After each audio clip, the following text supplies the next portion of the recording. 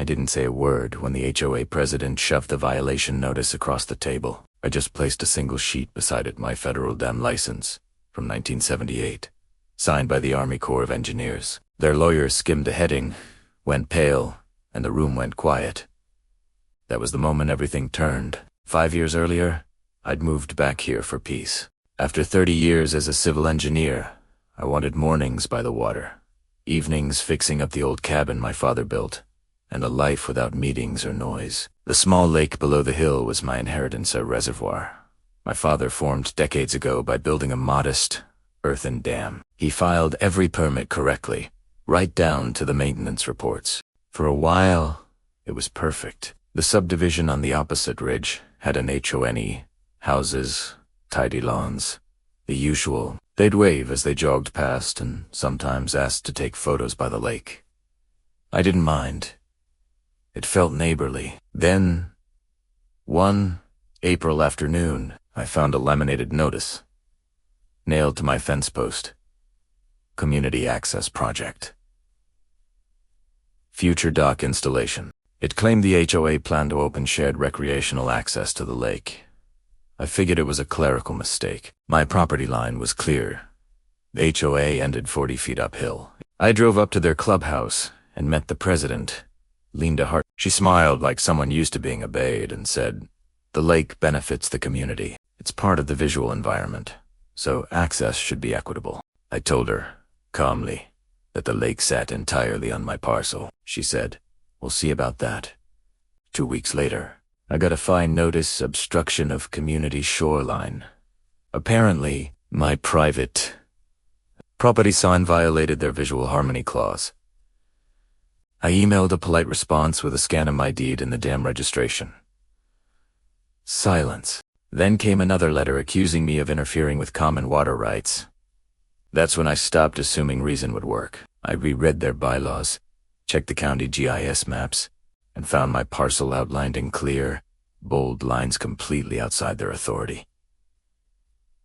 But they didn't care. They began clearing brush along my bank, laying gravel for a community trail. I called the county, but a zoning clerk told me blandly, if it's their land, they can landscape. You'll have to prove encroachment. So I did.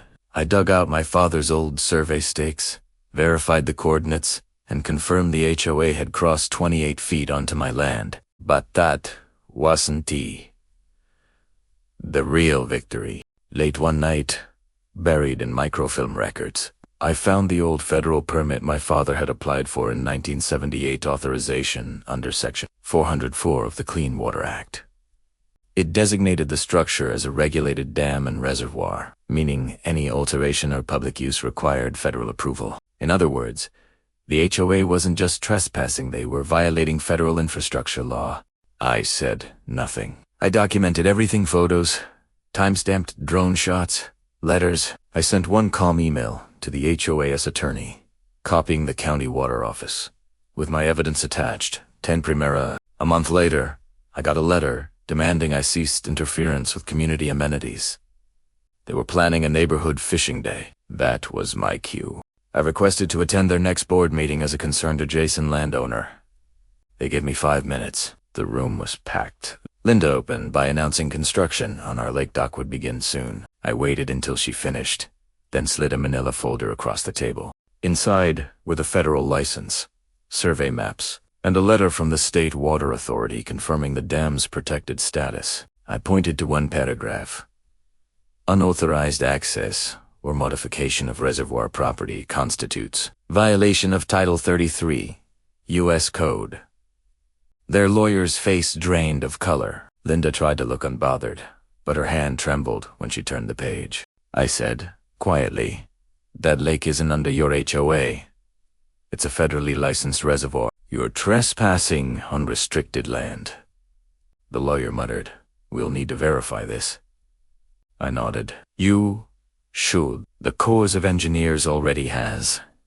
The meeting ended without another word. Within 2 weeks, county inspectors showed up. They issued a stop work order and cited the HOA for unauthorized construction on private property. The benches and gravel path vanished overnight.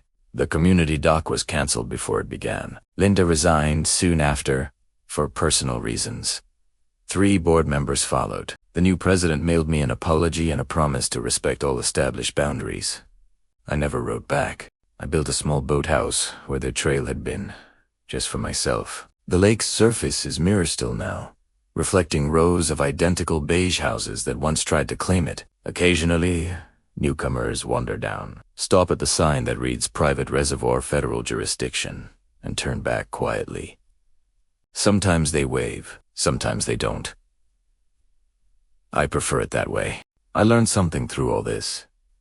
Control isn't power, knowledge is.